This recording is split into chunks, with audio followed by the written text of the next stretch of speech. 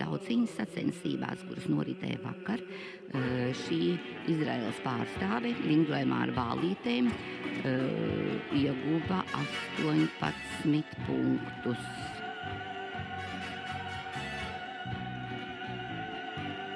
Ļoti interesanta, skaista vingrotāja, emocionāla vingrotāja.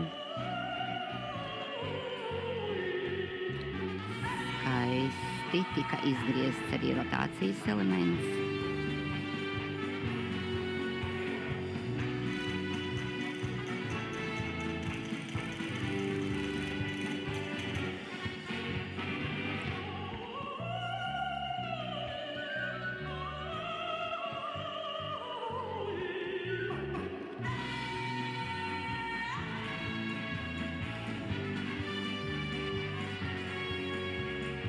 Lūk, šai vingrotājai no Izraēlas veicās fināla sacensībās ar apli.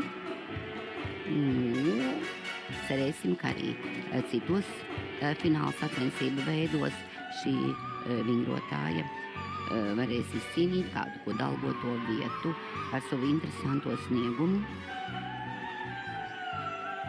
un emocionālo izpildījumu. Ļoti interesants meistarības elements vingrojuma nobeigumā.